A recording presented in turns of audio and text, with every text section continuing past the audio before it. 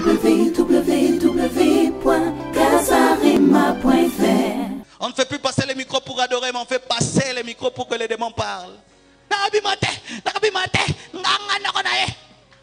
Bêtises, bêtises, des bêtises et des bêtises et des bêtises. C'est pourquoi, bien aimé, si tu chasses les démons, tu ne dois jamais tomber dans l'orgueil parce que tu chasses des dépouillés.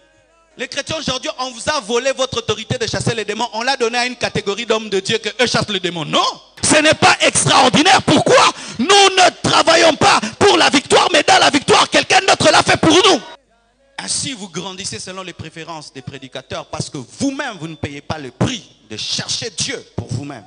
Pour voir plus de vidéos chrétiennes en exclusivité, tapez www.casarema.fr. Merci Seigneur. Merci Seigneur. Merci Seigneur. Merci. Amen. Amen. Amen. Alléluia. Gloire à Dieu. Je vous salue au nom de Jésus et je vous souhaite la bienvenue dans la présence de votre Père ce soir. Je vous souhaite le meilleur et que Dieu daigne faire dans vos vies ce qu'il n'a jamais fait aujourd'hui, car aucun jour ne ressemble à un autre. Je vais nous entretenir ce soir sur la croissance spirituelle, signe du réveil. La croissance spirituelle, signe du réveil. Voici la définition que je donne de la croissance. La croissance est une évolution positive. C'est une évolution positive. Parce que si l'évolution négative, et quand tu te retrouves dans une évolution négative, tu te retrouves dans la décroissance. Car il y a des gens qui, au lieu d'évoluer positivement, évoluent négativement. Plus les années passent, plus elles évoluent dans le mal, plus elles évoluent dans le péché, au lieu d'évoluer positivement. Mais je ne parle pas de la décroissance qui est une évolution négative, je parle de la croissance qui est une évolution positive. C'est une évolution vers la stature parfaite de Christ, car même si nous avons reçu Jésus-Christ, nous ne lui ressemblons pas totalement. Je répète, même si nous avons reçu Jésus-Christ, nous ne lui ressemblons pas parfaitement. C'est pourquoi il y a des gens qui sont étonné de voir des chrétiens qui des fois se comportent comme des païens. Ces personnes ont reçu Jésus comme Seigneur et Sauveur, mais il y a certaines anomalies dans leur vie parce que même si nous avons reçu Jésus-Christ comme Seigneur et Sauveur, nous sommes dans une évolution spirituelle qui nous amène jour après jour à lui ressembler. L'idéal, c'est la stature parfaite de Christ. Et pour l'instant, nous avons des tares, nous avons des défauts. Et nous travaillons par l'aide de Dieu, de son esprit, à atteindre la perfection qui est Jésus. Alléluia. C'est pourquoi ne sois pas découragé dans ta quête de l'excellence, dans ta quête de la perfection, car certains chrétiens se découragent tellement qu'ils voient une grande différence entre eux et Jésus. Ils disent, je n'y arriverai jamais. Jésus est trop haut. Bats-toi et continue. Un jour, tu finiras par lui ressembler de sorte que les gens autour de toi diront que tu es chrétien sans que tu puisses le dire. Car les disciples n'ont jamais dit qu'ils étaient des chrétiens. Ils avaient tellement grandi spirituellement qu'on a pu dire qu'ils ressemblaient à Jésus. Alléluia. C'est la plus grande destinée même dans la vie. Il y a plusieurs sortes de destinées dans la vie. Des destinées matérielles, des destinées financières. Mais la plus grande destinée dans la vie d'un homme, c'est d'être comme Christ, c'est d'être avec Christ et d'être en Christ. Être comme Christ, être avec Christ, être en Christ. Ça, c'est la plus grande de toutes les destinées. La destinée parfaite de l'homme est d'être en Christ, comme Christ et avec Christ. Car si tu te retrouves dans une bénédiction secondaire sans être en Christ, avec Christ, alors tu n'es pas béni. Tout trouve son sens lorsqu'on est en Christ. La croissance est une avancée dans la collaboration avec le Saint-Esprit. Lorsque nous nous convertissons, automatiquement le Saint-Esprit vient dans notre esprit, mais notre collaboration avec lui prend du temps. Et au début de la marche avec Dieu, nous sommes souvent très désobéissants. Nous n'obéissons pas vraiment au Saint-Esprit. La plupart de ses ordres sont ignorés et même ne sont pas perçus. Car pour obéir à un ordre, il faut percevoir l'ordre. Mais plus tu grandis spirituellement, tu vas commencer à entendre la voix du Saint-Esprit. Tu vas commencer à entendre clairement la voix du Saint-Esprit. Et pas seulement, tu ne vas pas seulement l'entendre, mais tu pourras obéir à la voix du Saint-Esprit. Car une chose est d'entendre Dieu, une autre chose est d'obéir à Dieu. Certains ici n'entendent même pas Dieu. Alors c'est difficile de leur dire même d'obéir à Dieu. Mais d'autres, ils entendent Dieu, mais ils n'obéissent pas à Dieu. Grandis, frère, sœur, toi qui n'entends pas, prie Dieu que tu puisses entendre Dieu. Et toi qui entends Dieu, prie Dieu qui te donne la force de faire ce que tu entends. Pourquoi? Tu auras un grand jugement. Vous qui entendez Dieu, vous qui pouvez capter facilement la volonté de Dieu, ne vous glorifiez pas, c'est un grand jugement. Un grand jugement. Car tu connais la vérité, mais tu n'obéis pas à la vérité. Tu connais ce que Dieu attend de toi, mais tu ne fais pas. C'est une avancée dans la collaboration avec le Saint-Esprit. C'est une avancée dans le service divin. Parce que nous ne sommes pas seulement convertis pour être sauvés. Nous ne sommes pas convertis seulement pour aller au ciel, sinon Jésus-Christ allait nous enlever le jour de notre conversion, mais nous sommes aussi convertis pour servir celui qui nous a sauvés. C'est pourquoi en attendant, nous sommes là en train de prêcher avec ce soleil qui m'éblouit le visage, mais je prêche parce que je ne suis pas seulement sauvé pour être béni, je suis sauvé pour servir celui qui m'a sauvé. Et vous qui êtes sauvés, mais vous ne servez pas Dieu, vous avez un problème dans votre croissance. Il y a un temps dans la vie où tu viens à l'église et on te prêche, on t'enseigne, mais après, tu dois entrer dans un département de l'église. Et vous qui voulez entrer dans un département de l'église, nous avons une formation d'une année que nous donnons, que nous appelons l'école de membres. Allez à l'école de membres, faites-vous former pendant une année et ensuite servez Dieu. Car le plan de Dieu dans l'église est que tous les croyants soient transformés en serviteurs. Je répète, le plan de Dieu dans l'église est que tous les croyants soient transformés en serviteurs, car il est écrit que les 5 ministères nous sont accordés enfin du perfectionnement des saints pour l'œuvre du ministère, car les ministères travaillent dans l'église pour pousser les chrétiens à servir Dieu. Si jusque-là je ne suis pas encore arrivé à t'amener à servir Dieu, je suis en train d'échouer. Car l'église, bien-aimé, le ministère n'est pas là seulement pour vous pousser à attendre la bénédiction, mais vous pousser à servir Dieu. Vous qui attendez d'être bénis, est-ce que vous servez Dieu? Quel est le travail que tu fais pour Dieu pour qu'il te récompense? Quel est le travail que tu fais pour Dieu pour qu'il te bénisse? Car la bénédiction est une récompense. Les apôtres, lorsqu'ils se sont convertis, ils n'ont pas attendu des bénédictions. Ils ont commencé à servir le Maître. C'est alors que Dieu a fait d'eux des grands hommes. Ne recherchez pas d'abord à être béni lorsque vous venez à Christ. Cherchez à servir celui qui vous a servi, celui qui vous a donné sa vie. Servez-le. Et il y a tellement de manières de servir Dieu. Tellement et tellement, tellement de manières de servir Dieu. Les hommes qui mourront sans servir Dieu n'auront aucune raison au dernier jour. Certains diront, on ne m'a pas donné la chair à l'église. Pour servir Dieu, tu n'as pas besoin qu'on te donne la chair. Certains diront, mais moi, on ne me connaissait pas. Pour servir Dieu, tu n'as pas besoin qu'on te connaisse. Certains diront, je n'avais pas de l'argent. Pour servir Dieu, on n'a pas besoin que de l'argent. Il y a des infirmes qui servent Dieu. Des infirmes, mais qui servent Dieu. Qui servent Dieu. Des pauvres qui servent Dieu. Des enfants qui servent Dieu. Aujourd'hui, il y a même des prédicateurs qui ont 5 ans, qui ont 6 ans, qui prêchent un phénomène spirituel dans le monde actuel. Des enfants qui servent Dieu. Croître en Christ, ce n'est pas seulement croître dans sa bénédiction. Croître en Christ, c'est croître dans son service. Et Jésus-Christ donne une parabole dans Marc 4, verset 3 à 8. Il dit, écoutez, un semeur sortit pour s'aimer. Comme il s'aimait, une partie de la sémence tomba le long du chemin. Les oiseaux vinrent et la mangèrent. Une autre partie tomba dans un endroit pierreux où elle n'avait pas beaucoup de terre. Elle leva aussitôt parce qu'elle ne trouva pas un sol profond.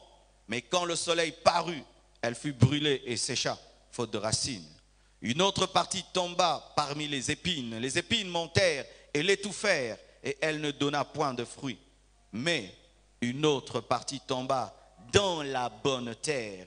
Elle donna du fruit qui montait et croissait, et elle rapporta 30, 60 et 100 pour un.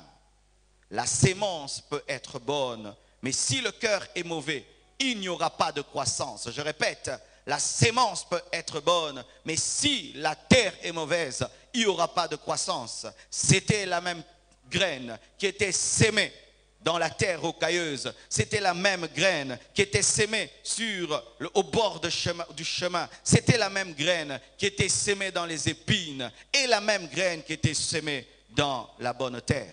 Frères et sœurs, nous écoutons tous la même parole. Lorsque je prêche, Dieu ne bouge pas les oreilles de celui-ci et ouvre les oreilles de celui-là. Quand je prêche, je ne dis pas une partie à tel coin et une autre parole à un autre coin. Vous entendez en ce moment même la même parole, vous recevez la même sémence, mais la croissance sera déterminée non point par la sémence, mais par la qualité de vos cœurs. Quel est le genre de cœur que tu as apporté ce soir? Quel est le genre de cœur que tu as apporté ce soir? C'est pourquoi deux personnes peuvent se convertir le même jour, mais ne pas grandir de la même manière. Même si ces personnes ont le même pasteur, la même onction coule sur le pasteur lorsqu'il prêche, il prie pour ces personnes. La différence est déterminée par le cœur. Quelle est la qualité du cœur que tu as? Tu as un cœur rempli des soucis, des épines, des soucis de la vie. Un homme qui écoute la parole maintenant, mais pendant qu'il écoute, il est dans les soucis de la vie, ne recevra pas la sémence comme il se doit et ne portera pas des fruits. C'est pourquoi vous devez veiller sur vos cœurs lorsque vous écoutez la parole. Veillez sur vos cœurs lorsque vous écoutez la parole de Dieu. Un cœur qui est rempli d'amour pour le monde ne saura recevoir la parole, même si c'est une bonne parole. Un cœur qui n'est pas disposé à pratiquer la parole, un cœur religieux, ça veut dire un homme qui vient à l'église seulement pour venir, il écoute la parole seulement pour l'écouter, sans le but de changer. Cet homme peut recevoir une bonne parole, une bonne sémence, mais les oiseaux, le diable viendra voler cette parole parce qu'il ne pourra la comprendre. Alors que je prêche, où sont tes pensées?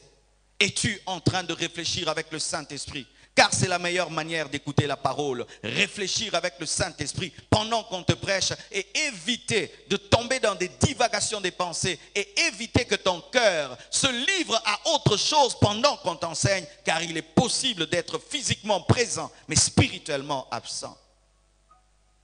Est-ce que ton cœur aime Dieu? Est-ce que ton cœur aime la croissance spirituelle? Est-ce que ton cœur est toujours à la recherche de plus de Dieu? La même sémence qui n'a pas pu produire dans les épines, la même sémence qui n'a pas pu produire dans les rocs, la même sémence a porté du fruit, de sorte que elle a rapporté 1%, c'est-à-dire un bénéfice de 100%. Ne te glorifie pas d'avoir un pasteur qui t'enseigne bien. Ne te glorifie pas d'avoir un prédicateur qui te prêche la vérité. Cessez de vous glorifier de cela parce que c'est un jugement pour vous. Arrêtez de vous glorifier d'écouter des bonnes prédications. Arrêtez de le faire, bien-aimés. Car c'est un jugement divin. Car la Bible dit, celui à qui on aura beaucoup donné, on demandera beaucoup. Et si tu es une terre rocailleuse, tu gaspilles la sémence. Si tu es une terre épineuse, tu gaspilles la sémence. Il fallait qu'on concentre toute la sémence sur la bonne terre, afin que le semeur ne puisse pas perdre son temps. Bien-aimés frères, sœurs, aujourd'hui vous devez vérifier l'état de votre cœur. Et comment, frères et sœurs, vous pouvez entendre tellement de prédications, mais si vous restez les mêmes, cela révèle une seule chose, vous avez des mauvais cœurs. Celui qui a un bon cœur change. À chaque prédication, il change. À chaque prédication, il change. À chaque message, il prend une décision parce qu'il est la bonne terre. C'est pourquoi avant de venir à l'église, prenez le temps de préparer vos cœurs. C'est pourquoi nous prenons le temps même d'adorer avant d'écouter la parole. Ce n'est pas la religion. Ce n'est pas une habitude. Ce n'est pas une routine spirituelle qui nous pousse à chanter, à danser avant d'écouter la parole. Nous préparons nos cœurs. Pourquoi? Car si la sémence rencontre une mauvaise terre, l'ennemi va voler. Bien-aimé, toute parole que tu ne comprends pas sera toujours volée par le diable. C'est pourquoi tu peux avoir des années dans le Seigneur, mais tu oublies même des messages d'il y a une semaine, d'une année, de 2 ans, 3 ans. Des choses même que tu as écrites dans ton cahier, mais que tu as oubliées. Pourquoi? Le cœur était mauvais.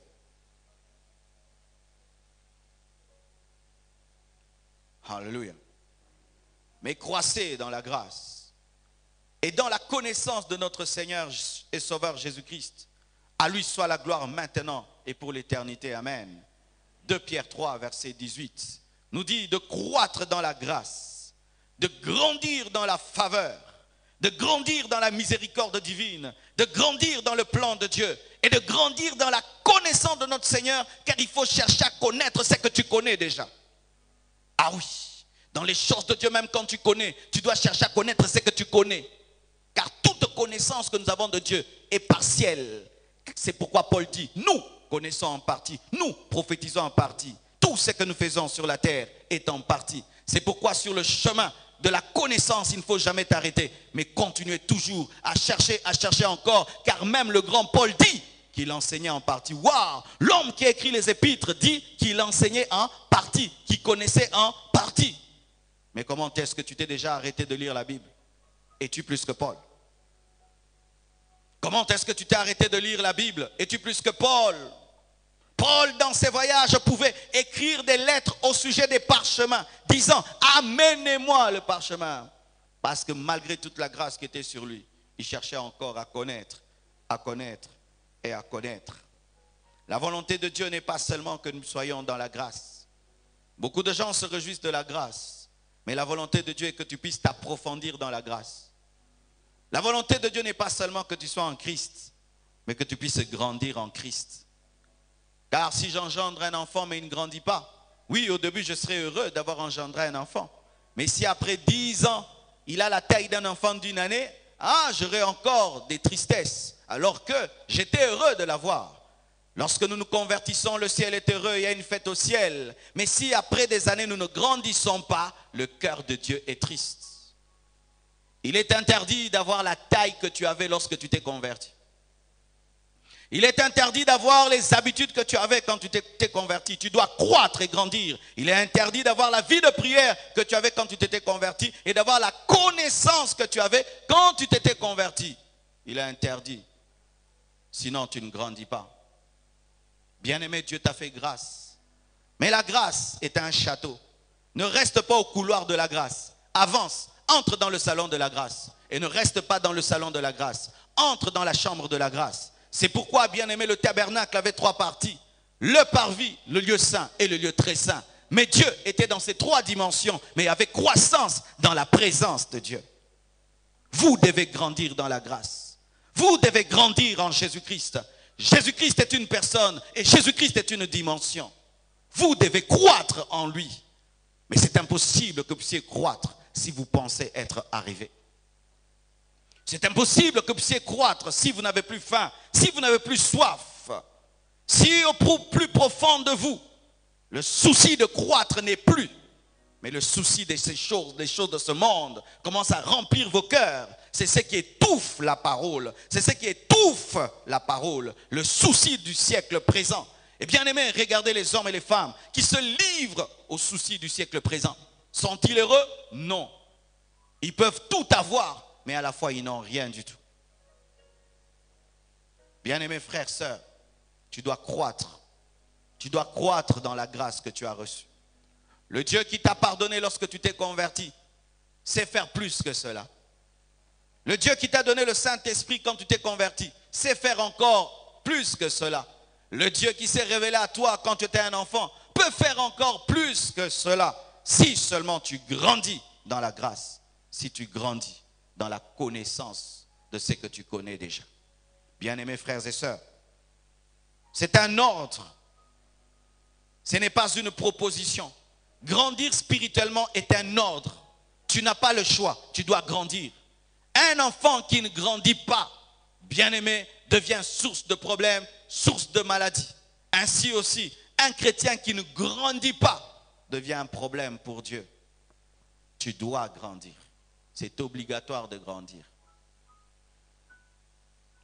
Un enfant qui naît, mais après 12 ans, ne grandit pas, et son petit frère grandit, ça va créer un problème dans la famille. Il est l'aîné de la famille, mais il ne grandit pas. Et qu'est-ce qui va arriver? On va commencer à confier des responsabilités à son cadet, et ça va créer un problème. Pareil aussi, bien-aimé, lorsque vous vous convertissez, vous ne grandissez pas, et qu'une autre génération se convertit et elle grandit, Dieu va confier des responsabilités à la nouvelle génération et ça va créer des problèmes dans l'église. Mais c'est ce que Dieu fait toujours. Saoul n'a pas grandi spirituellement et Dieu s'est confié en David. Ne vous réjouissez pas seulement d'être en Christ, grandissez aussi en Christ. Paul est venu après Pierre et Pierre a manifesté de l'hypocrisie. Paul qui est venu après lui et qui avait grandi plus que Pierre a corrigé Pierre et l'a ramené sur le chemin. Et Dieu a utilisé Paul plus que Pierre. Je ne sais pas si vous êtes en train de me comprendre. Alléluia. Or l'enfant croissait et se fortifiait en esprit et il demeura dans les déserts jusqu'au jour où il se présenta devant Israël. Cette parole concerne Jean-Baptiste dans Luc 1, verset 80. Luc 1, verset 80. Lorsque Jean est né, il n'est pas seulement né. L'enfant a commencé à croître. Il a commencé à se fortifier en esprit. C'est ça la croissance spirituelle. Se fortifier en esprit. Se fortifier en esprit. Parce que tu n'as pas que le corps, tu as aussi un esprit. Un homme peut être là, frêle, ses muscles ne sont pas développés. Mais s'il se donne la discipline, chaque jour de porter un poids de 50 kilos, de 100 kilos, tous les jours, vous allez voir ces muscles qui étaient cachés ressortir. Il en est de même avec ton esprit. Ton esprit, lorsque tu te convertis, il est frêle. Mais si tu le nourris et si tu lui donnes ce que Dieu te demande de lui donner, il grandira, il deviendra un costaud. Et la Bible nous dit, Jean-Baptiste se fortifiait en esprit. Et c'est alors que Dieu l'a présenté à Israël. Mais tant qu'il ne s'était pas fortifié, tant qu'il était un enfant, Jean-Baptiste était dans le désert. Des fois, tu es dans le désert parce que tu n'as pas grandi spirituellement. Dieu attend ta croissance pour te présenter. Dieu attend ta croissance pour te présenter. Car tant que l'héritier est un enfant, il n'est pas différent d'un esclave. Même si tous les biens sont à lui, ces biens sont gardés et sont administrés par quelqu'un d'autre qui n'est pas le fils de son père. L'élévation dans la vie ne provient pas seulement que de la volonté d'être élevé. Mais la croissance spirituelle permet à Dieu de prendre Jean-Baptiste du désert et le présenter à Israël. C'est alors que les gens commençaient à quitter de partout pour venir écouter la sagesse de Jean-Baptiste. Pourquoi? Il avait grandi. Bien-aimés frères et sœurs, tu dois grandir en esprit. Tu dois croître en esprit parce que tu as un message. De la même manière que Jean-Baptiste avait un message de repentance et devait préparer la venue du Messie, toi aussi tu dois préparer le monde à quelque chose et tu as quelque chose à donner. Mais tu dois grandir pour que Dieu te présente. Dans ce domaine-là, on ne triche pas. Tu peux jouer des coudes à l'église et on t'élève, mais Dieu ne t'élève pas. Car il est possible d'être élevé à l'église sans que Dieu t'élève.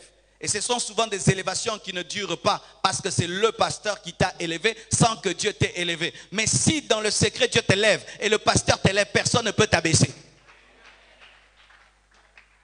Tu peux avoir une vie de péché, une vie cachée. Et puis on t'élève malgré ta vie cachée. Dieu ne t'a pas élevé, c'est l'homme qui t'a élevé. Mais l'élévation de Dieu provient de la croissance. L'élévation vient de la croissance. C'est ainsi quand tu vois un enfant à l'université, sache qu'il a eu son diplôme. Mais s'il a triché, il aura du mal à maîtriser les cours. Grandir spirituellement permet à Dieu de te présenter.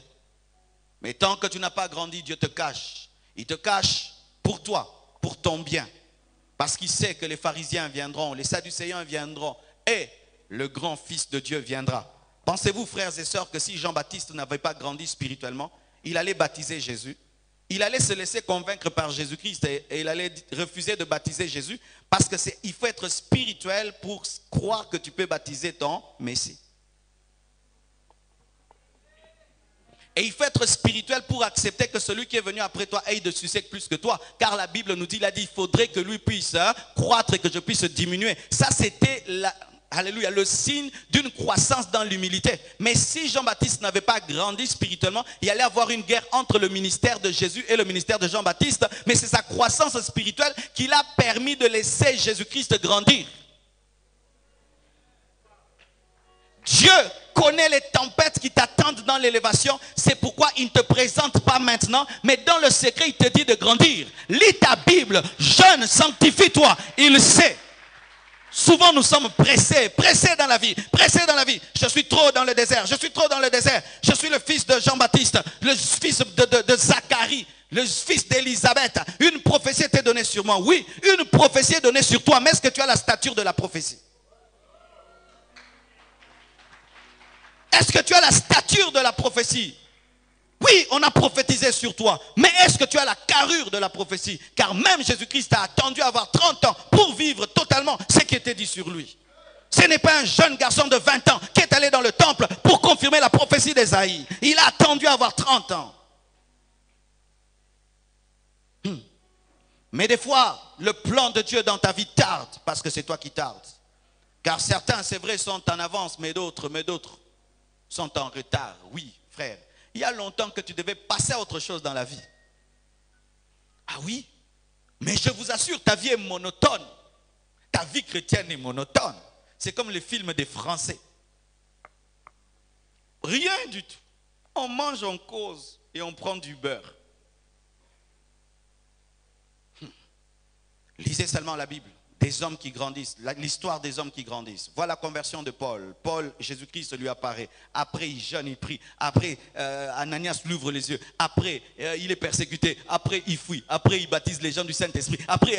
Tu vois, c'est ça la vie chrétienne. Mais ta vie à toi, si on la suit, on dort.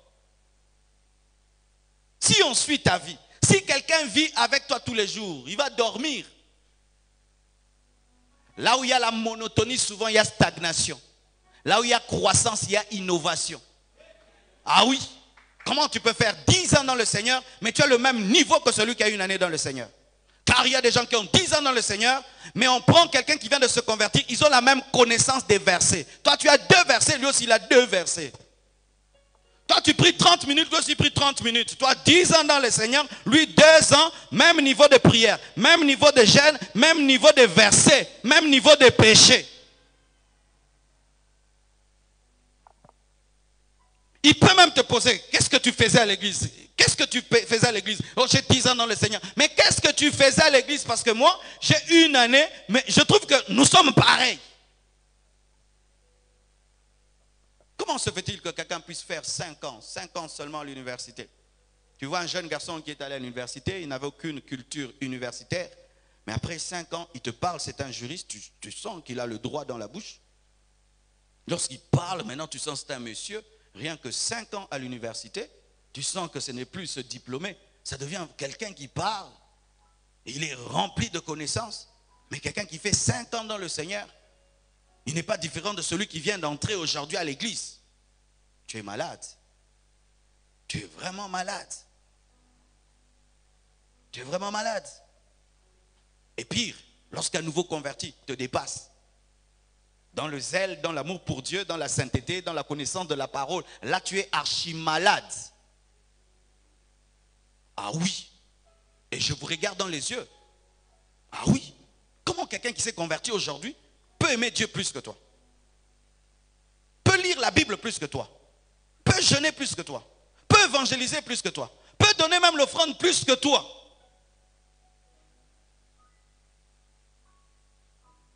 C'est comme un enfant de la maternelle qui maîtrise la science plus qu'un universitaire. Les apôtres n'ont fait que 3 ans avec Jésus-Christ. Ils étaient capables d'affecter le monde. 3 ans avec Jésus, capables d'influencer le monde. Il leur a laissé aucun livre. C'est eux-mêmes qui devaient écrire après. Mais vous avez des CD, des DVD. Mais incapables de transmettre un seul message de ton pasteur du début à la fin. Une seule prédication de ton pasteur du début à la fin, de la donner à quelqu'un. Tu ne l'as jamais fait. Mais 10 ans dans l'église. Bien-aimés frères et sœurs, Dieu te présentera lorsqu'il aura fini de te cuire. Il te présentera lorsqu'il aura fini de te brûler. Car l'argile ne quitte la main du potier que lorsque c'est devenu un vase capable de bénir le monde. Et nous sommes des argiles dans les mains du potier. Et si, bien-aimé, tu ne collabores pas avec Dieu, tu vas rester là, dans la maison du potier. Et les gens vont te doubler, ils vont te doubler, et tu vas dire que c'est la faute du potier, mais c'est toi qui ne collabores pas avec les mains du potier. La Bible est donnée à tout homme, à toute femme. Certains obéissent à la parole, d'autres n'obéissent pas. Certains prennent Dieu au sérieux, d'autres le prennent à la légère. Certains le craignent, d'autres ne le craignent pas. Certains croient que c'est la parole de Dieu, prennent Dieu au mot et cherchent à vivre cela. Mais d'autres pensent que ce sont des aventures. Pensez-vous que ces personnes auront la même vie? Pensez-vous que ces personnes auront la même vie? Pendant que l'autre est très sérieux dans sa spiritualité. Mais toi, tu es dans les aventures. Pensez-vous que vous aurez la même vie? Pensez-vous que vous aurez le même résultat? Pensez-vous que Dieu vous accompagnera de la même manière? Pensez-vous que vous aurez le même nombre des anges? Pensez-vous que vous aurez la même onction? Pensez-vous que vous aurez le même impact? Jamais. Jamais. Au nom de la grâce, beaucoup d'hommes et de femmes ne payent pas le prix. Alors que l'homme qui a enseigné la grâce a dit, je cours et je frappe. Non pas comme battant l'air, non pas comme à l'aventure. Je traite durement mon corps de peur d'être disqualifié après avoir prêché aux autres paroles de l'enseignant de la grâce.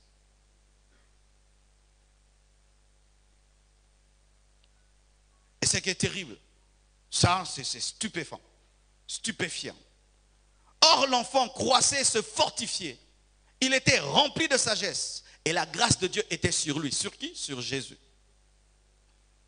Luc 2, verset 40 et Luc 2, 52. Et Jésus croissait en sagesse, en stature et en grâce devant Dieu et devant les hommes. Il avait une croissance physique et une croissance spirituelle. La croissance devant les hommes, c'est une croissance physique, mais la croissance devant Dieu, c'est une croissance spirituelle. Regarde ton voisin, pose la question. Qui es-tu devant Dieu? Un nain ou un géant? Réponds-lui alors. Sans mentir. Je peux déjà te dire si tu es nain ou si tu es géant. Aujourd'hui tu as prié. Aujourd'hui tu as lu la Bible. Aujourd'hui tu as évangélisé. Aujourd'hui as-tu marché dans la sainteté. Aujourd'hui as-tu parlé au Saint-Esprit. Alors tu peux savoir si tu es un nain ou si tu es un géant. Et c'est malheureux si je suis le pasteur des nains.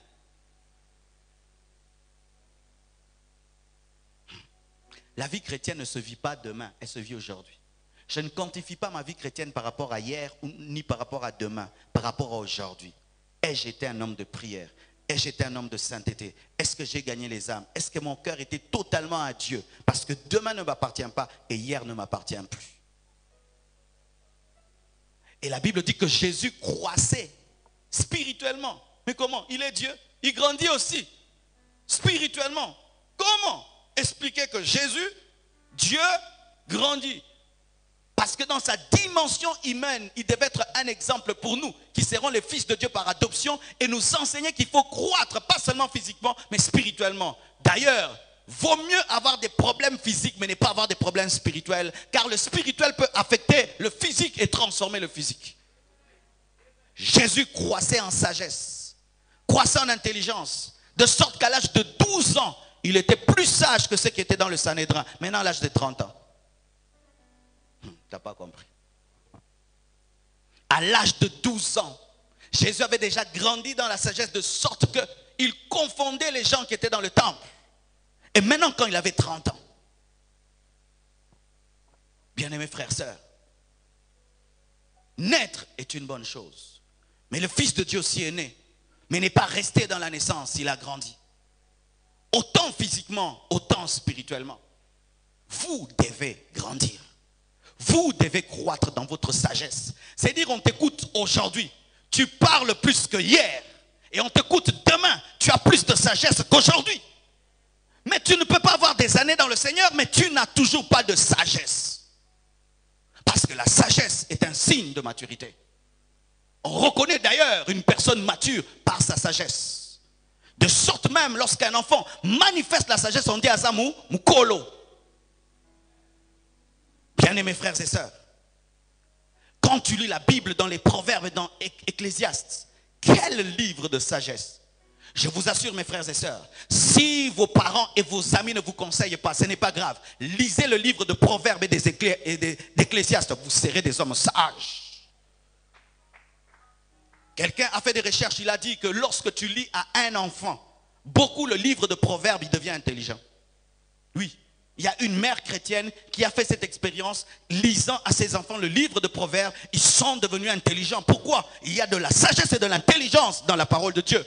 Et la Bible appelle la sagesse la science de la réflexion. Comment tu peux avoir des années dans le Seigneur? Tu agis d'abord, tu réfléchis après. Tu agis d'abord et puis ensuite tu réfléchis. Non. Lorsqu'on grandit dans la sagesse, on réfléchit d'abord sur les conséquences positives et négatives et ensuite on agit. Au début de sa foi, Pierre pouvait être empirique, il pouvait être sanguin, un homme réactif qui coupe les oreilles des gens. Mais en grandissant, il acceptait de mourir pour Jésus. On a senti un shift, une transformation dans sa vie. Il avait grandi dans la sagesse. Au début de la foi, mes frères, tu peux commettre des erreurs, on vous dit c'est un enfant spirituel. Mais quand tu grandis dans les choses de Dieu, il y a des erreurs que tu ne peux plus commettre.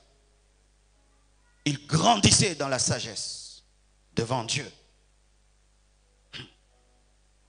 Sortez de ce christianisme devant les hommes. Je grandis physiquement devant les hommes, mais je grandis spirituellement devant Dieu, pas devant les hommes. Les hommes bénéficie seulement de ma spiritualité devant Dieu, mais je ne cherche pas à être spirituel pour les hommes, je cherche à être spirituel pour Dieu. Mais aujourd'hui, il y a une race des enfants de Dieu qui font tout pour les hommes. J'appelle ça les enfants Aaron, les enfants de Dieu Aaron, la génération des Aaron. Aaron fait le veau d'or pour plaire au peuple et non pour plaire à Dieu. Ce sont des gens qui prient pour être vus, qui prêchent pour être vus, qui font tout pour être vus. On vit sa spiritualité devant Dieu, on jeûne devant Dieu, on prie devant Dieu, on adore devant Dieu, on cherche les choses spirituelles devant Dieu. Non pas pour revenir et dire aux gens, moi aussi maintenant je parle en langue comme vous. Moi aussi je prophétise comme vous. Moi aussi je fais tomber les gens comme vous. Moi aussi je prêche bien comme vous. Non, devant Dieu. Car si cette maladie t'attrape, même quand tu serviras Dieu un jour, dans une grande dimension, tu risqueras de faire le ministère pour les hommes. Et croire que Dieu t'appelle au succès alors que Dieu t'appelle à convertir les hommes. Dieu ne nous appelle pas au succès dans le ministère. Dieu nous appelle à changer les vies. Dieu ne nous appelle pas à être des prédicateurs célèbres. Dieu nous appelle à être des prédicateurs qui transforment les cœurs. Car tu peux être célèbre, mais tu ne transformes personne. Tu peux faire des plaintes, tu ne transformes personne. Tu peux être invité dans le monde entier, tu ne transformes personne. Tu peux être sur toutes les affiches, mais tu ne transformes personne. Et au dernier jour, tu n'as rien. Parce que la seule chose que tu as eue, c'est le succès. Ne vivez pas d'abord devant les hommes, vivez devant Dieu. Alléluia. Des fois, je vois des gens même sur Internet, tu écris une belle parole sur Facebook. Blessure intérieure, personne ne s'en occupe. Mais quelle parole profonde.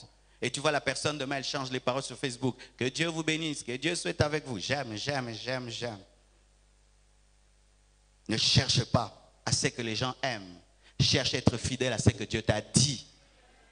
Ne cherche pas à être connu dans l'église, cherche à être fidèle à Dieu. Ne cherche pas ce qu'on dise que tu es un homme spirituel. Je peux dire que tu es spirituel, mais toi-même tu sais que tu ne l'es pas. Devant Dieu. Devant Dieu. Et la Bible dit, frères et sœurs, l'Église était en paix dans toute la Judée, la Galilée, la Samarie, s'édifiant et marchant dans la crainte du Seigneur. Et elle s'accroissait par l'assistance du Saint-Esprit. Elle ne s'accroissait pas par la manipulation et par les faux miracles. Elle ne s'accroissait pas par les fausses prophéties. Elle s'accroissait par le Saint-Esprit.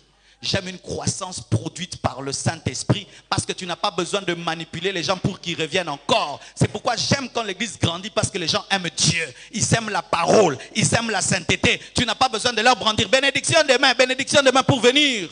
Je n'ai pas besoin de te promettre une bénédiction pour être béni. Tu as seulement à craindre Dieu, à marcher dans la parole de Dieu. Même si ce n'est pas un culte de bénédiction, tu seras béni. C'est pourquoi je ne dis pas année 2, année 2, année 2. Ce sera l'année 2 ta marche avec Dieu. Parce que pour celui-ci, c'est l'année du brisement. L'autre élévation, l'autre régression, l'autre cela. Tu vivras cette année ce que tu vis avec Dieu dans le secret. Année 2, année de toi et Dieu.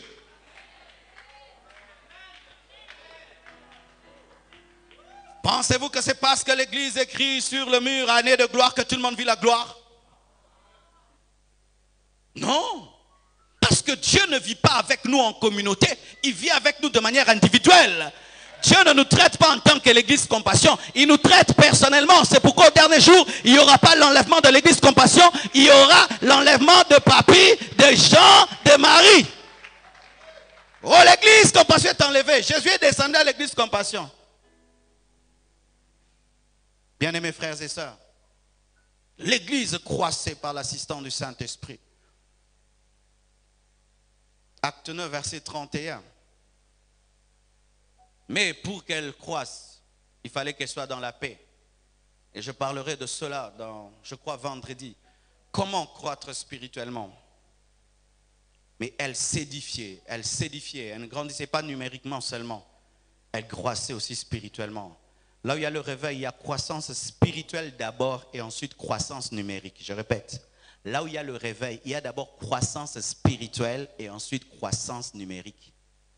Le réveil n'est pas d'abord la croissance numérique, car même un cadavre peut faire le plein des mouches.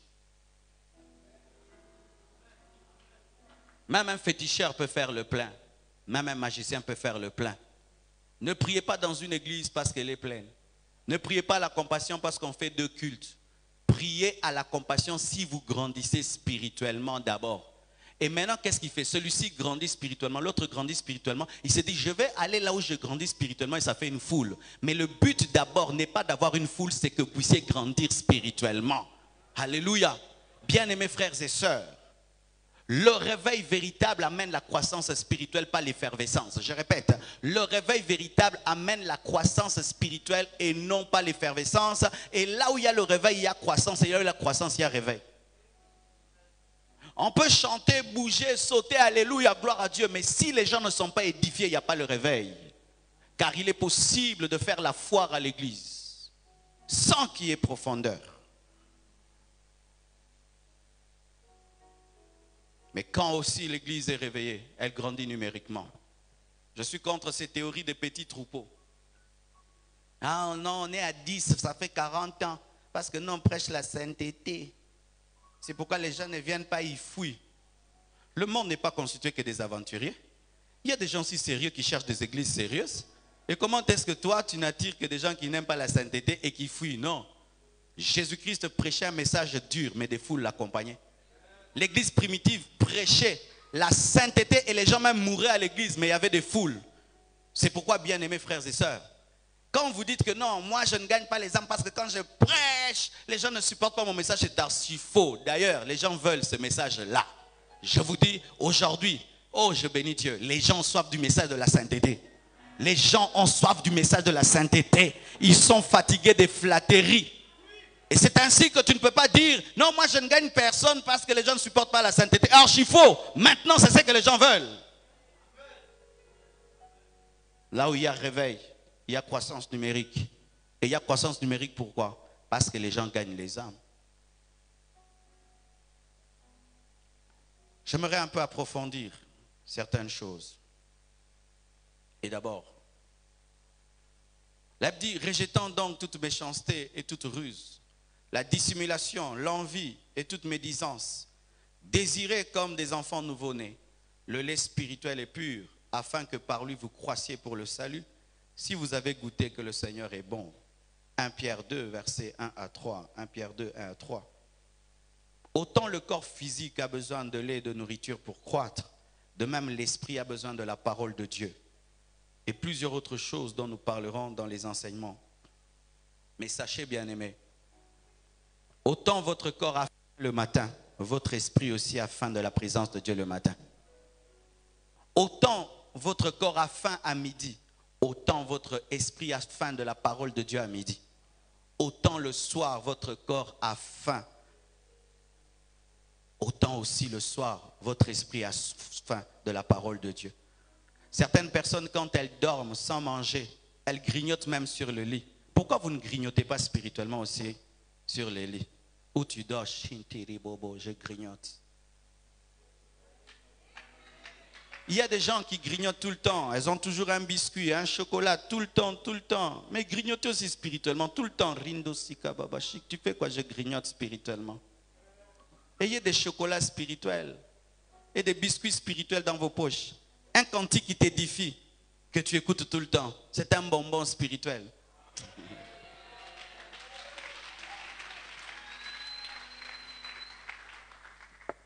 Ayez du jus spirituel partout où tu es, de sorte qu'en permanence tu es en train de te nourrir. Et qu'est-ce que cela va faire? Peu de temps tu grandiras. Et les gens te diront, tu es pasteur. Tu dis non, je ne suis même pas pasteur, je suis un frère. À qui on dit il est pasteur sans être pasteur?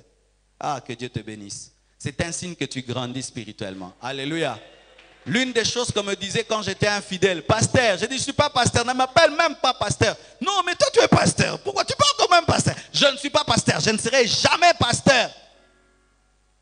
Mais toi, les gens te disent, il faut que tu te convertisses. Non, ça fait 10 ans que je suis converti. Toi,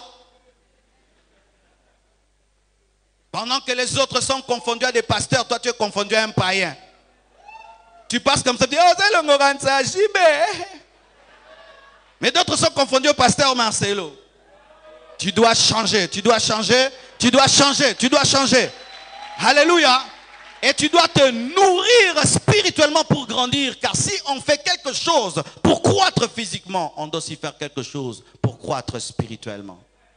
Et je parlerai de ces choses le vendredi. Mais aujourd'hui, je vais parler des domaines dans lesquels on grandit. Et les domaines qui révèlent qu'une personne grandit ou ne grandit pas. La croissance spirituelle est l'une de mes passions dans la vie chrétienne. Quand j'ai donné ma vie à Jésus-Christ, la première chose que j'ai cherché, c'est de grandir. Tu t'imagines des années, tu es dans le monde, et j'étais quelqu'un qui lisait beaucoup. Je lisais beaucoup les bandes dessinées, et puis j'ai pris goût à beaucoup lire. Et quand je suis venu à Jésus, j'ai trouvé une Bible que je n'avais jamais lue. J'allais à l'église catholique, mais je ne lisais jamais la Bible. De ce côté-là, vraiment, l'église catholique nous a rendu un mauvais service. On allait à l'église, jamais avec la Bible, on ne l'ouvrait jamais. Et je me suis rendu compte que j'avais jamais lu la Bible. Je voulais connaître le Dieu qui était dans cette Bible. Je voulais savoir qu'est-ce que la Bible disait de moi. Quelles sont les promesses qui étaient dans cette Bible? Et qu'est-ce que cette Bible m'enseignait? Et tellement que je voulais savoir, j'ai commencé la lecture de la Bible par Apocalypse. Je voulais savoir comment cette Bible finissait. Et chaque année, j'ai cherché à connaître Dieu. Quand j'avais un problème spirituel et que personne ne m'aidait, j'allais acheter un livre qui résolvait ce problème. Si j'ai un problème de foi, je vais dans une bibliothèque, je cherche un livre sur la foi, je l'achète. Si j'ai un problème de vie de prière, je vais dans une bibliothèque, je cherche un livre sur la prière. C'est ainsi que j'ai commencé à grandir plus que mes amis. Mes amis avaient que la Bible, qui ne lisaient pas. Moi, je lisais la Bible et quand j'étais bloqué, j'ai acheté des livres et je comprenais plus vite qu'eux. Si tu manges le matin, Mais moi, après avoir mangé, je continue à manger des fruits, j'aurai une meilleure santé que toi. Et si toi, ici seulement, tu ouvres la Bible, mais quelqu'un d'autre l'ouvrira encore la nuit, il va grandir plus que toi. Parce que certains, c'est seulement ici à l'église que vous ouvrez la Bible, et c'est seulement aujourd'hui que vous touchez la Bible. Si votre Bible pouvait parler, elle allait vous accuser.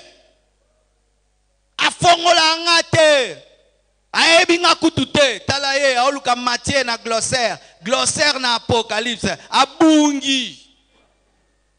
Si on fait seulement un concours ici, cherchez le livre d'Habakkuk, tu vas trouver. Habakkuk, tu vas trouver. Sophonie, tu vas trouver. Nahum, tu vas trouver. Matthieu 7, tu vas trouver. Demandez, on vous donnera. Cherchez, vous trouverez. Frappez, on vous ouvrira. Maternelle spirituelle.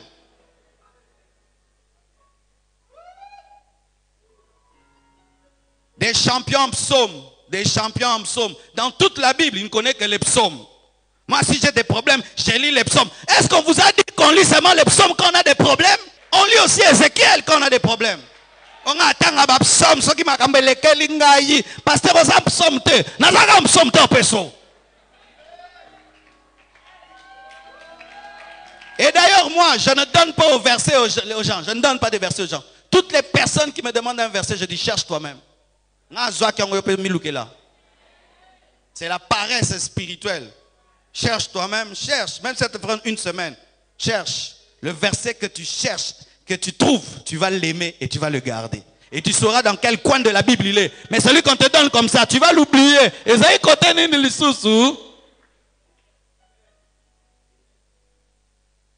Les gens ne grandissent pas parce que souvent dans les églises, on les traite comme des bébés.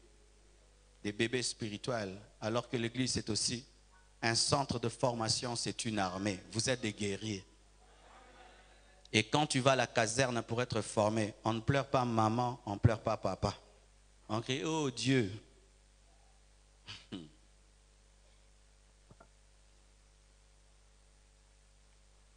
Bien-aimés frères, voici certains domaines. Et j'aimerais que vous puissiez faire l'étude et l'examen de vous-même. Le culte d'aujourd'hui, c'est ainsi qu'il sera.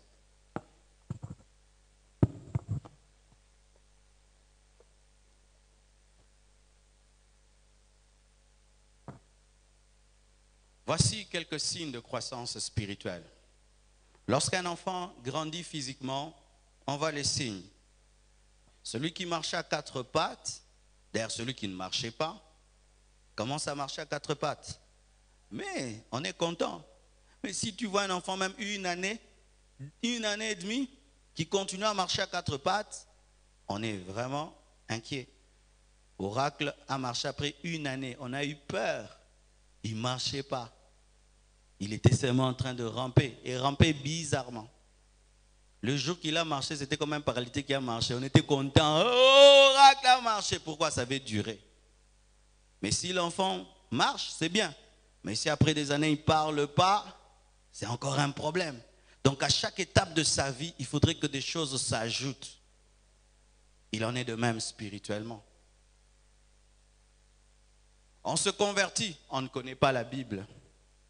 Mais si, malgré qu'on a pris des années, on ne connaît toujours pas la Bible, c'est un problème. Est-ce que vous connaissez maintenant la Bible? Est-ce que tu connais la Bible? Est-ce que tu te retrouves dans la Bible? Est-ce que tu sais manier la Bible? Est-ce que tu sais manier la Bible? Est-ce que tu médites la Bible? Dans mon expérience pastorale, j'ai remarqué que les gens prient plus qu'ils lisent la Bible. Surtout au Congo. Les gens prient beaucoup, mais ne lisent pas beaucoup la parole. C'est comme si tu vas au tribunal. Tu as beaucoup de volonté. Malobébélé, mais tu n'as pas d'article. Est-ce que tu vas gagner? Au samba, mais il y a des ordres. Mais tu n'as pas d'article, tu n'as pas d'argument. Est-ce que tu maîtrises la Bible? Est-ce que tu sais la différence qu'il y a entre l'Ancien Testament et le Nouveau Testament? Je vois des gens qui prennent des versets de l'Ancien Testament, qui l'appliquent directement au Nouveau Testament. Qui lisent la Bible comme si Jésus n'est jamais venu. Et lorsqu'ils se retrouvent dans l'Ancien Testament, ils sont réellement sous la loi. Et quand ils entrent dans le Nouveau Testament, ils annulent aussi tout ce qui est dans l'Ancien Testament. Est-ce que tu as maîtrisé ces deux choses? Et je vous assure, j'ai maîtrisé ces choses, pas parce qu'on me les enseignait à l'église. J'ai cherché à les maîtriser moi-même. Quand je vous enseigne l'eschatologie, ce n'est pas à l'église qu'on m'a enseigné l'eschatologie. Moi-même, j'ai acheté un livre d'eschatologie que j'ai avalé. Mais je n'étais pas prédicateur, j'étais un enfant de Dieu. Je voulais connaître le plan de Dieu depuis la Genèse jusqu'à l'Apocalypse. Je voulais savoir. Et le jour que j'ai fini de lire ce livre-là, j'ai crié, Satan, tu n'es pas intelligent. Comment tu m'as laissé connaître ces choses? Je n'abandonnerai jamais Dieu. Et cela m'a aidé. Dans la vie chrétienne, ce n'est pas seulement, tu ne connaîtras pas que c'est que le pasteur t'enseigne. Moi, je n'enseigne pas cela. Le pasteur t'enseigne, mais tu fais aussi des recherches personnelles. Car si je suis un amoureux du Nouveau Testament, je n'enseignerai jamais l'Ancien Testament, mais il se peut que la révélation qui va changer ta vie se trouve dans l'Ancien Testament et est confirmée dans le Nouveau Testament. Peut-être que je n'aime jamais lire Habakkuk, mais toi, ta révélation est dans Habakkuk. Si toi-même, tu ne vas pas la chercher, comment est-ce que tu vas vivre ta destinée? Ainsi, vous grandissez selon les préférences des prédicateurs parce que vous-même, vous ne payez pas le prix de chercher Dieu pour vous-même.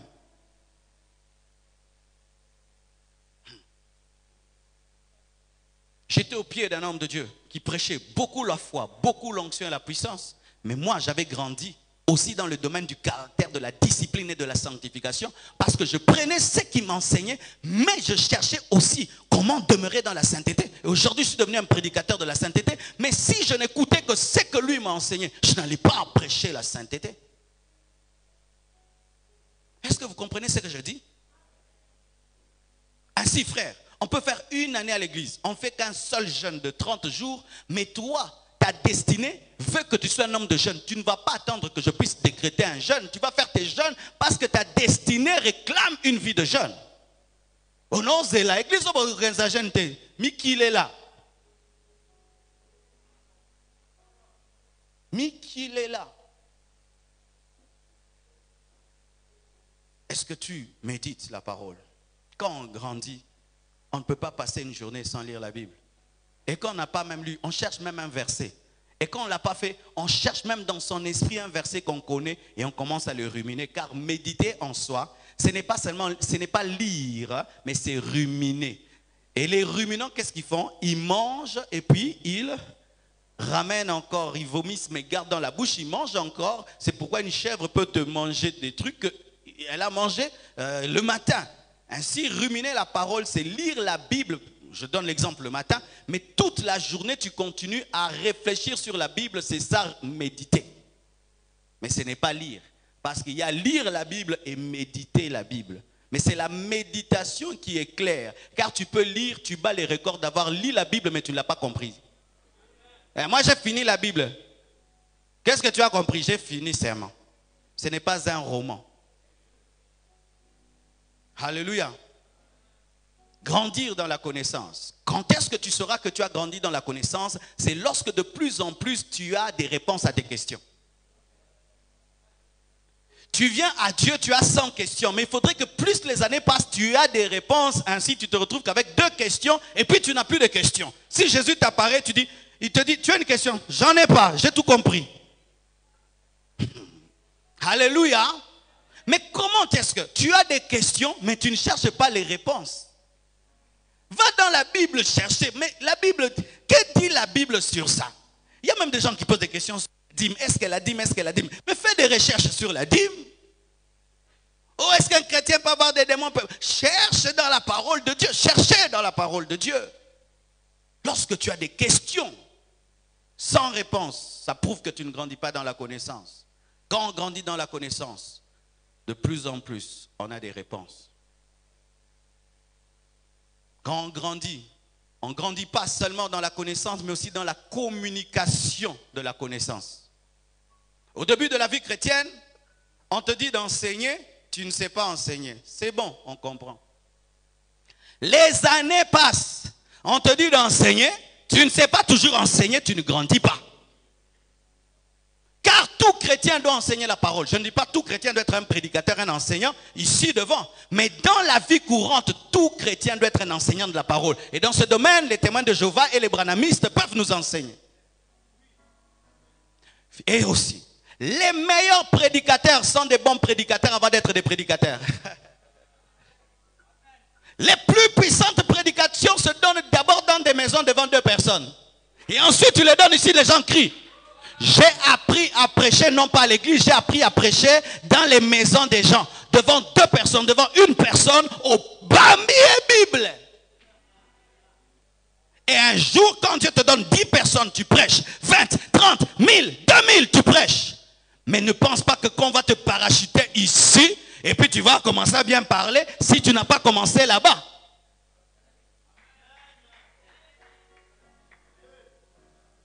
Quand tu peux convaincre une personne, sache que tu peux convaincre 2.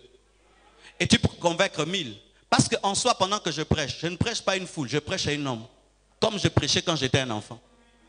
Mais la différence, c'est que j'ai un micro. Et il y a des lumières. Voyez. Jésus-Christ se retrouve devant une femme, la femme samaritaine. Et il lui enseigne profondément sur l'adoration. Parce que Jésus n'était pas l'enseignant de la foule, c'était l'enseignant d'une personne. Car quand tu es l'enseignant d'une personne, tu peux prêcher partout. Mais quand tu es l'enseignant de la foule, tu ne prêcheras qu'à la foule. Et d'ailleurs, les plus grandes révélations que j'ai reçues dans ma vie, venant de mon pasteur, ne sont pas les révélations qu'il m'a données étant sur la chair. C'est lorsque nous étions seuls, les choses qu'il m'a montrées, qu'il m'a enseignées, qui m'ont aidé. Bien-aimés, est-ce que vous grandissez dans votre communication et votre transmission de la parole?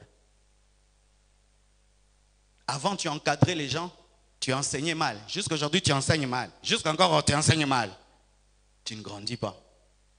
Avant, quand tu enseignais, on te posait des questions, tu disais, je ne sais pas. Encore aujourd'hui, tu ne sais pas toujours.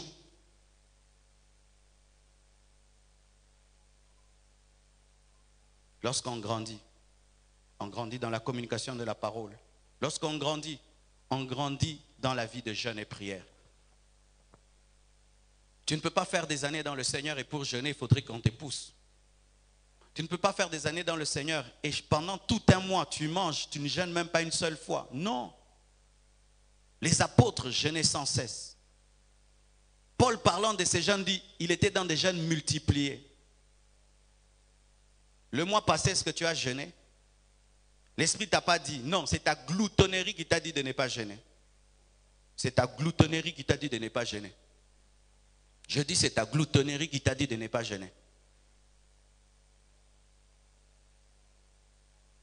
Oyedepo dit qu'il ne peut pas faire une semaine sans jeûner au moins une fois.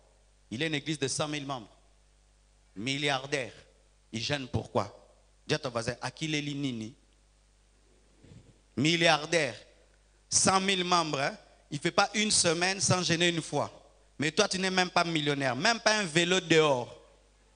Même pas connu à l'église. Bidunda dunda. Déjà, sa vie révèle que toi, tu blagues. Parce que lui devait se reposer et ne plus chercher. Mais il continue à chercher comme s'il n'a rien. Mais toi, tu n'as rien. Tu te comportes comme si tu as tout. Tu penses que le Saint-Esprit peut te dire de manger, de manger, de manger, de manger, de manger. Car même des fois, le corps se fatigue de manger. Lui-même, sans l'esprit, n'est-ce pas? Et Zamouli Morokila, mais au lia kako forcé, lia kaka. Bono l'exabilo raboyo. Lorsqu'on grandit spirituellement, le jeûne devient ta vie. Et des fois même, tu peux te réveiller avec la pensée de ne pas jeûner. Tu sens que tu dois jeûner et tu jeûnes. Un homme spirituel jeûne. Un homme qui grandit jeûne. Il ne jeûne pas seulement, il prie. Parce que des fois, nous jeûnons sans prier. Et là, c'est un carême. Là, c'est un régime. Lorsque le jeûne n'est pas accompagné de la prière, il ne sert à rien. Parce que le jeûne a toujours sa sœur jumelle, la prière. Les gens ici qui grandissent, ils ont une vie de jeûne et de prière. Vous qui n'avez pas une vie de jeûne et de prière, vous êtes toujours des bébés spirituels. Vous êtes toujours des bébés spirituels. Et j'en profite des fois, lorsque quelqu'un a des problèmes spirituels, et pour sa délivrance, je dis, jeûne 3 jours, comme ça que Dieu récupère même Tu vas jeûner 3 jours.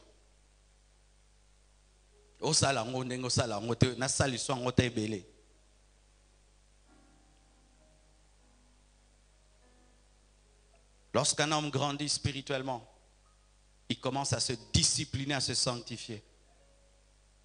Lorsqu'un enfant est enfant, il joue dans la saleté, mais lorsqu'il grandit, il dit, où est l'eau? Je dois me laver. Je dois me laver. Parce que la croissance amène la sainteté et la discipline. Au début de la vie chrétienne, tu pouvais être un chrétien, tu écoutes un peu de musique mondaine. Mais jusqu'à cet âge dans le Seigneur, tu écoutes toujours la musique mondaine. Tu fumes. Tu continues à fumer. Tu es dans les péchés des nouveaux convertis. Le nouveau converti pose la question, oh Père Lissoum, yo pose tout na pasteur, oh Père Lissoum. Moutaza un département, tout n'a-t-il le oh Père Lissoum. Flirter avec ma fiancée, eza Lissoum to Lissoum te. Moutaza intercesseur. Moutaza un département, tisquazo tout na. C'est appelé Lissoum. Lorsqu'on grandit, on se discipline soi-même. Ainsi, ta discipline révèle ta croissance. Quand j'ai pris le bateau pour aller à Brazzaville en revenant, Dieu m'a appris une chose. Il m'a dit, Marcelo, tu sais ce qui te garde? J'ai dit quoi? Il dit, c'est la maturité. Pourquoi? Ben, on était dans le bateau, on ne nous a pas attachés.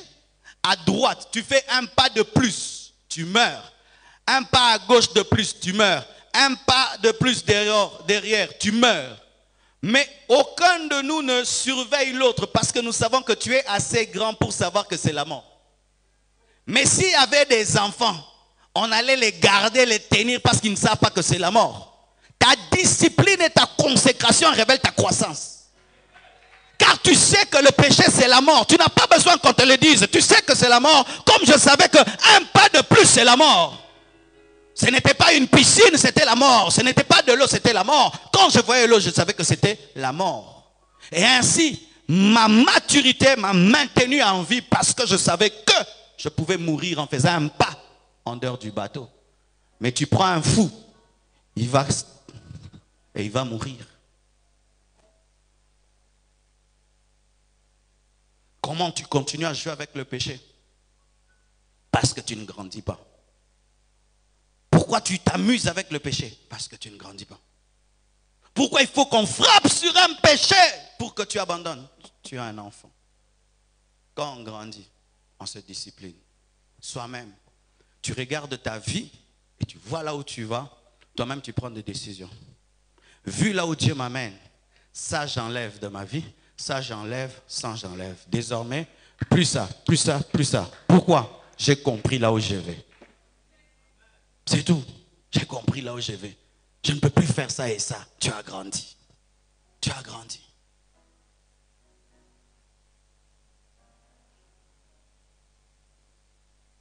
Dans quel domaine encore on peut reconnaître qu'une personne a grandi?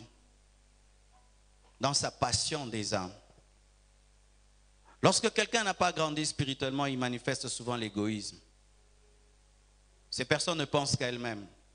Si tu dialogues avec elles, il n'y a que moi, et moi, et moi, et moi, et moi, et moi. Mais quand une personne commence à grandir spirituellement, elle commence à parler des autres et à penser aux autres. La croissance spirituelle nous donne la passion des âmes et nous pousse à l'évangélisation. C'est pourquoi les gens qui évangélisent ont grandi. Les personnes qui pleurent et qui prient pour les âmes perdues ont grandi. Mais quand dans ta prière, c'est toi et toi et toi, et dans ta vie, tu ne gagnes plus les âmes, même si tu as fait des années à l'église, tu ne grandis plus. Comment se fait-il lorsque les gens durent à l'église, ils ne gagnent plus les âmes? C'est parce qu'ils s'arrêtent de grandir. Vous tous qui avez duré à l'église et qui ne gagnez plus les âmes, vous avez stagné. Vous avez stagné. Votre croissance s'est arrêtée. Ce n'est pas que non, bango baza zel asika, bazel wanande bandelio sala bango te, yo mutoko la lisusu te. Est-ce que c'est Dieu qui te dit de ne plus gagner les âmes? C'est Dieu qui te dit de ne plus gagner les âmes. Tu as trop grandi. Ne gagne plus les âmes. Présente-moi quelqu'un que toi tu as amené à Jésus. Présente-moi. Présente-moi quelqu'un, depuis que cette année a commencé, que tu as amené à Jésus. Qui est chrétien parce que toi tu lui as parlé. Montre-moi. Montre-moi. Tu n'en as plus. Parce qu'au début de ta foi, c'était ça ton fardeau, les âmes. Mais quand les années passent, on les oublie. On est dans ma destinée. Mais ma destinée, c'est quoi? Ce sont les âmes. Pensez-vous qu'au ciel, nous serons récompensés pour ce que nous sommes devenus? Nous serons récompensés pour les âmes gagnées. Pour les âmes gagnées. Pour les âmes gagnées. Je vous répète, pour les âmes gagnées. Les gens qui ont la plus grande récompense au ciel, ce sont les évangélistes. Les grands au ciel sont les missionnaires, les évangélistes. Des gens qui mettent leur vie en danger, rien que pour sauver les âmes. Prêcher l'évangile et gagner les autres. Ce sont les plus grands au ciel, pas les demandeurs de bénédictions. Est-ce que tu grandis? Lorsqu'on grandit, on grandit dans l'adoration et dans la louange. L'adoration a des niveaux, bien-aimés. Il y a une adoration qui se manifeste lorsque la chorale chante bien. Et c'est quand tu plonges, et la plupart c'est ça. Si la chorale chante mal, adorer bien t'es. Donc, l'adoration ne doit dépendre de la dimension de la chorale. Ceux qui jouent dans la chorale, ils sont moto, ils ne sont pas moto. Ceux qui jouent dans la chorale, ils ne sont pas lali.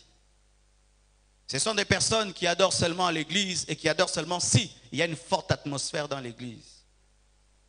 Mais il y a des gens qui n'ont besoin ni de musique, ni de synthé, ni de rien du tout, mais qui sont capables de se tenir devant Dieu avec un cœur rempli d'amour et de dire à Jésus, je t'aime. Jésus, je t'aime à l'occasion de rien, à l'occasion seulement de la croix, à l'occasion du sang. Des personnes qui n'ont pas besoin de la bénédiction pour adorer. Des personnes qui n'ont pas besoin d'une atmosphère pour adorer. Qui n'ont pas besoin d'un modérateur pour adorer. Des personnes qui n'ont pas besoin du confort autour d'elles pour adorer. Mais des gens qui ont besoin d'un Dieu, un Dieu révélé pour adorer.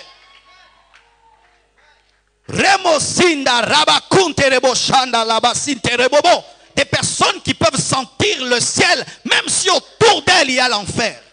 Des personnes qui sont capables de sentir la présence du Dieu qu'elles adorent, même si tout le monde est déconcentré. Des personnes qui peuvent aimer Dieu, même si autour d'elles tout le monde a cessé d'aimer Dieu. Des adorateurs véritables qui adorent en esprit, non par émotion, en esprit et en vérité. Des personnes qui deviennent l'adoration. Parce que le plus haut niveau de l'adoration, c'est lorsque l'adorateur lui-même devient l'adoration. Est-ce que tu grandis dans ton adoration? Ou tu viens à l'église comme un lourdeau? Tu chantes jamais.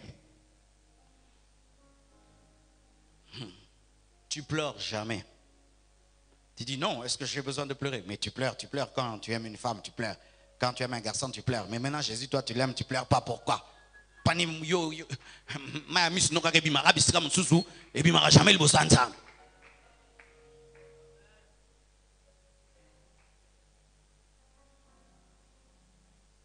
Ta douceur, c'est seulement en dehors de Dieu. Mais quand tu es dans la présence de Dieu, tu ne traites pas Dieu comme un mari.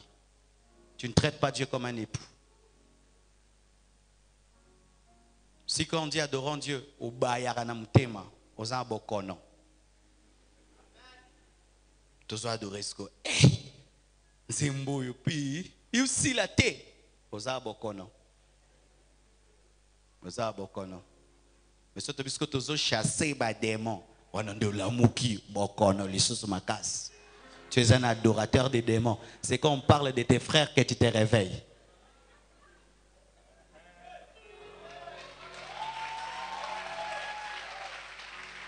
Il y a des gens pendant que je prêche qui dorment.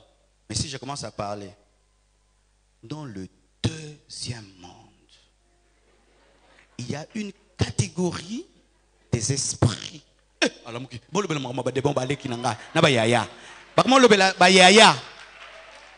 Que Dieu vous libère de ce déséquilibre au nom de Jésus.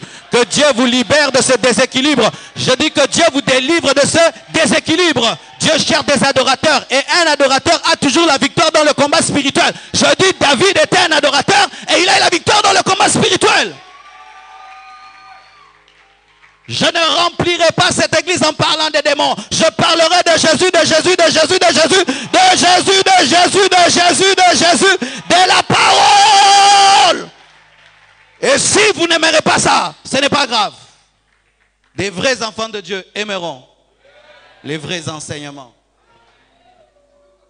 Monde pandemonium. Ça me fait quoi? Que ce soit pandemonium, pandemounia. Ça me fait quoi? Je sais que le diable était dépouillé. Je sais que le diable était dépouillé. Je sais qu'il a été dépouillé. Je sais qu'il a été dépouillé. Laissez-moi m'occuper du chemin de la vérité et de la vie. Laissez-moi m'occuper du roi des rois, de celui qui est mort pour moi. Le diable n'est pas mort pour moi. Les démons ne sont pas morts pour moi. Laissez-moi m'occuper du roi des rois. Car des fois, Jésus-Christ veut descendre dans les églises. Il ne trouve pas de place. Démon, démon, démon, démon. Il n'a pas le moyen de se manifester. Au début même, dans les églises, on donnait la parole à tout le monde pour adorer. C'est l'heure de l'adoration, on donne le micro, ça passe. On ne fait plus passer les micros pour adorer, mais on fait passer les micros pour que les démons parlent. Bêtises, bêtises, des bêtises et des bêtises et des bêtises. Les démons sont des menteurs. On ne peut pas donner le micro aux menteurs. On ne peut pas donner le micro à un menteur à l'église. On ne peut pas. C'est du spiritisme à l'église. Où vous laissez les démons parler au peuple saint de Dieu. Pour montrer que vous avez l'onction pour chasser les démons. Même les intercesseurs chassent les démons. Mais c'est ça, chasser les démons devient extraordinaire. Alors que c'est une promesse faite à tout enfant de Dieu. En mon nom, vous chasserez les démons. Et sa gravité, c'est la vie chrétienne normale que de chasser les démons. Ce n'est pas extraordinaire.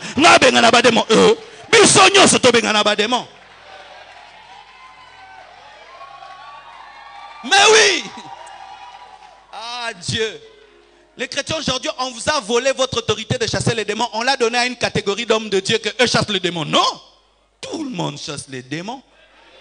Un chrétien qui vient de se convertir aujourd'hui peut chasser le diable en personne. Le diable en personne. Un chrétien qui vient de se convertir aujourd'hui, s'il dit au nom de Jésus, le diable va fuir. Ce n'est pas extraordinaire. Pourquoi? Nous ne travaillons pas pour la victoire, mais dans la victoire, quelqu'un d'autre l'a fait pour nous. Oh démon na kokete pasaka mutolonge ekomamate yoko bengane. Et bon ce que place pasteur azalate usuga.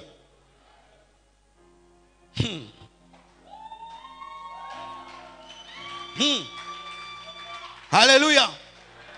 Sinon donnons aussi le micro à tous les intercesseurs qui font des délivrances. Mettez le micro là-bas, frère yo poko minanguya mikolo yo. Moto moto. C'est grave, hein? Ils ont entendu ma moto, na chena ratia libulu yaba. Ah, Kazare ma film. Ah, on va me gueuler. Ils disent, pasteur, quand tu parles votre langue, on n'entend rien du tout. Parlons français. Mais quel est ce qu'on a français? Grillon.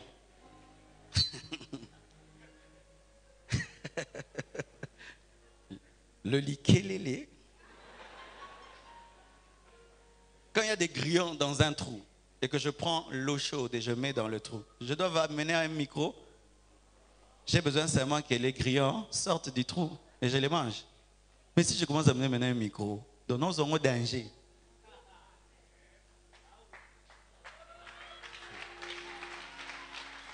C'est pourquoi, bien aimé, si tu chasses les démons, tu ne dois jamais tomber dans l'orgueil parce que tu chasses des dépouillés.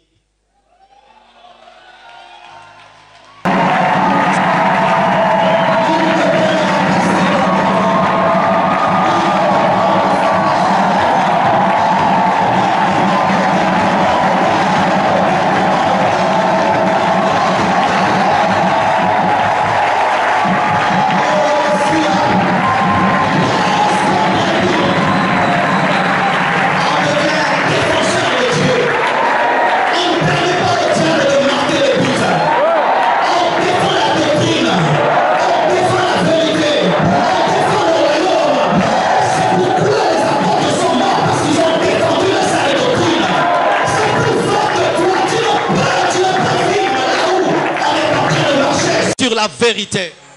Bien-aimés frères et sœurs, l'heure pour nous de grandir est arrivée. Nous sommes au temps de la fin. Et Jésus-Christ ne viendra pas enlever une église qui n'a pas grandi. Il viendra épouser une église qui a atteint sa maturité. fois, nous disons pourquoi est-ce que Jésus-Christ ne revient pas? Mais c'est parce que nous sommes trop enfants. Comment est-ce qu'il va entrer dans la couche d'une fille? Il attend une femme, une épouse. Le monde actuel est en train de grandir dans l'occultisme, de grandir dans le péché, de croître dans le péché. Et c'est seulement une église qui a grandi qui peut s'opposer à cela et qui peut sauver le monde. Pour qu'Esther puisse ramener Assuérus sur ce chemin, sur le chemin de la droiture, il fallait qu'elle puisse se tenir devant lui et qu'elle soit son épouse. Elle devait l'affronter. Mais si l'église est gamine, si l'église n'est que dans les bonbons, les biscuits, les bénédictions, mais pas dans la responsabilisation, bien aimés, nous serons incapables de sauver notre monde. Et ce monde va mourir parce que nous sommes tellement enfants que nous ne comprenons pas pourquoi est-ce que nous avons été sauvés. Bien aimés, nous devons grandir. Grandir dans la plénitude du Saint-Esprit, grandir dans l'onction. Car plus on gonfle un ballon, plus il s'envole dans les airs. Et plus l'église se rapproche de l'enlèvement, plus elle connaîtra une plus grande plénitude de l'esprit. C'est pourquoi on parle de la pluie de l'arrière-saison. Vous devez grandir dans votre onction. Tu ne dois pas avoir aujourd'hui l'onction d'hier. Tu ne dois pas avoir aujourd'hui la puissance d'hier. Mais tu dois croître dans le torrent de la puissance. Jour après jour, tu dois expérimenter d'autres manifestations de la puissance de Dieu au travers de ta vie. Car jusque-là, bien-aimé, tu n'as même pas expérimenté le 1/10 que Dieu est capable de faire et d'accomplir. Je refuse de mourir sans jamais expérimenter ce que Dieu a prévu de faire au travers de ma vie. C'est pourquoi chaque jour je soupire et j'aspire à une plus grande dimension de l'onction et de la puissance. Si hier j'avais le torrent au niveau de mes chevilles, aujourd'hui je veux l'avoir au niveau de mes genoux. Et si hier je l'avais au niveau de mes genoux, je veux l'avoir au niveau de mes reins. Et si hier je l'avais au niveau de mes reins, je veux nager dans le torrent. Je vais évoluer dans le torrent de la puissance comme Ézéchiel. Je veux grandir en Dieu, dans sa parole, dans sa sainteté, dans sa puissance. Lorsque Paul a rencontré pour la première fois la puissance a fermé ses yeux et il est tombé de son cheval. Mais après encore, il a rencontré la puissance a ouvert ses yeux. Mais après, cette puissance pouvait guérir les aveugles, libérer les captifs, transformer des vies. Et il pouvait imposer les mains à d'autres hommes pour qu'ils reçoivent le Saint-Esprit. Il avait grandi dans la connaissance et dans la révélation du mystère de Christ.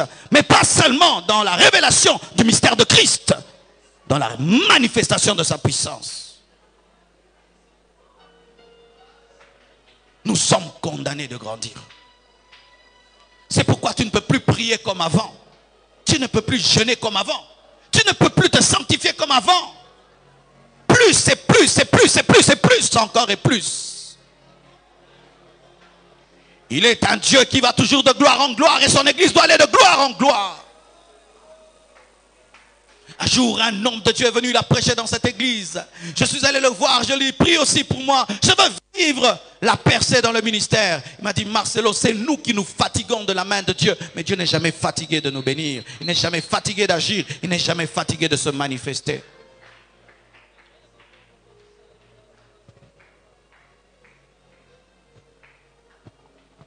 Levez les mains, bien-aimés.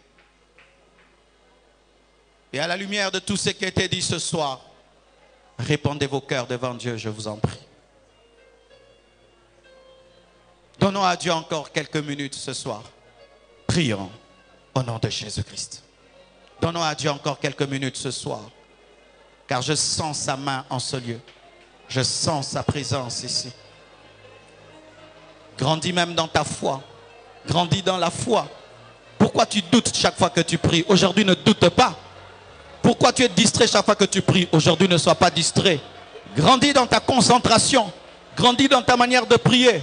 Grandis dans ta manière de chercher Dieu. Grandis aujourd'hui. Fais un pas de plus dans ta marche. Alléluia.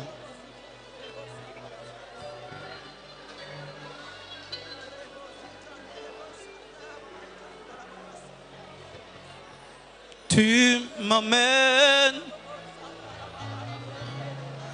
tu m'emmènes,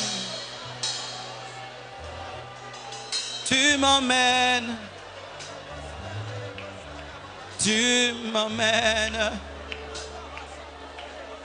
tu m'emmènes dans les hauteurs, dans les hauteurs. Tu m'emmènes, tu m'emmènes dans les profondeurs, dans les profondeurs. Tu m'emmènes, tu m'emmènes plus haut, plus haut. Plus haut, plus haut, plus haut, plus haut, plus haut, plus haut, plus haut, plus haut, plus haut.